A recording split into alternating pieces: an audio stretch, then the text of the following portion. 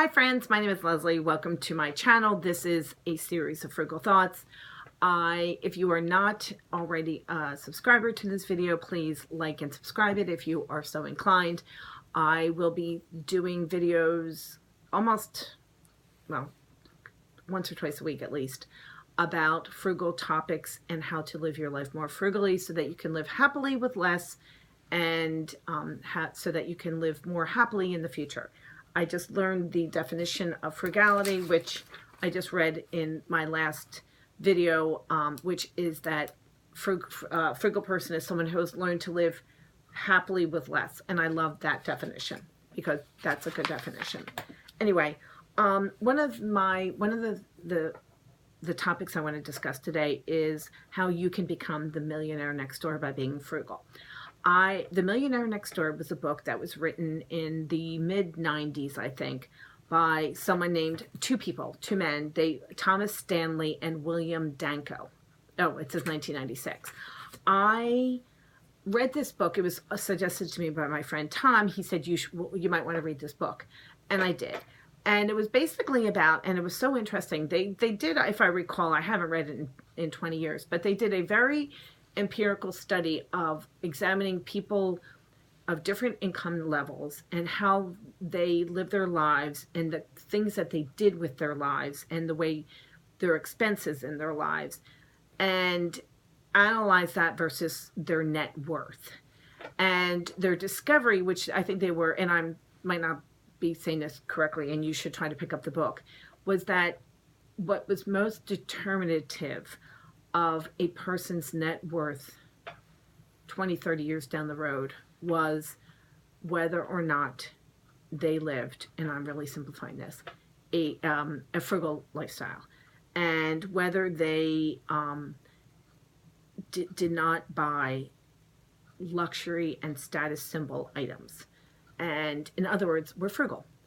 And they found that those people oftentimes who lived in the simple 2 or 3 bedroom Cape Cod or ranch house with a beat up old station wagon in the front, maybe only drove one car, and it might have been 10, 15 years old, were oftentimes, and who had 1 or 2 kids, sent them to public schools, were oftentimes the people who at the end of their lives were able to leave millions of dollars to the local library, or sometimes it was a woman or man who never got married and left, they would go to the library twice a week. I mean, you always read these stories, twice a week to take out books. They never bought books. They only read books by themselves in their house.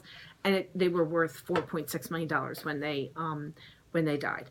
I was fascinated that because they really did a very in-depth study that showed that you can be a custodian or a lower level paying profession and still retire with a lot of money if you take specific steps, which are all about being frugal and work your money wisely.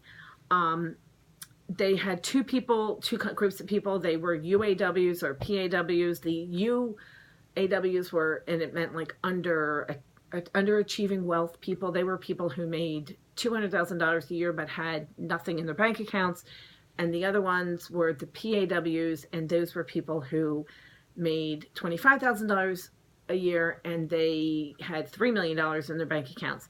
And they did a very careful analysis, and they were really able to identify, I think, 6, 7, or 8 things that the overachieving individuals with the highest net worth were able to do, even though they had the lower income. So that is why I've always been of the opinion that your income is really not determinative of how wealthy and what kind of lifestyle you live as you age and get older, and you can do the things that you want as you age and get older if you live a lifestyle that is more frugal. And what they said most specifically were that they were the people who don't buy luxury or status symbols, and that the highest wage earner, the people who retired with the most money would save today's cash for tomorrow's use. saving today's cash for tomorrow's use. So they saved it not only just in a bank, but didn't spend it foolishly or lavishly. Whereas the underachieving wealth people, the UAWs, were the people who purchased expensive shoes and expensive cars and expensive boats and expensive houses and expensive vacations, and had virtually nothing to show for it at the end of their lives. So one of the greatest examples of this, although I don't think it's a secret that he's a millionaire, is Warren Buffett. He interestingly lives in the same home he has lived in since, I think he purchased the home in like 1962 or something, and he still drives the same car that he's had for 22 years or something like that. So look into this book if you're interested in learning about the qualities of a frugal and high wealth earning person. It's called The Millionaire Next Door, and I thought it may be somewhat dated in its analysis right now, and I don't know if there have been any follow-ups to this initial study, but to me it was one of the things that most led me down this path of trying to be frugal and trying to save my money and trying to be careful with our money so that we could at some point live happily with less, which is what I believe we have done, so that in the future we can live our lives the way we want to. I was listening to a YouTube guy saying saving money so that you can do things that you want, like go on vacations. And I thought, yeah, we all do. We definitely all want to go on vacation. My family and I were just on a vacation. However, the vacations have to be, something in the future, and you obviously have to, you can go away with your family and not have it cost $15,000. You can have it cost $1,500. You can have it cost $150, depending on what your budget is. So anyway, those are my thoughts about that. It's called The Millionaire Next Door. I highly recommend it.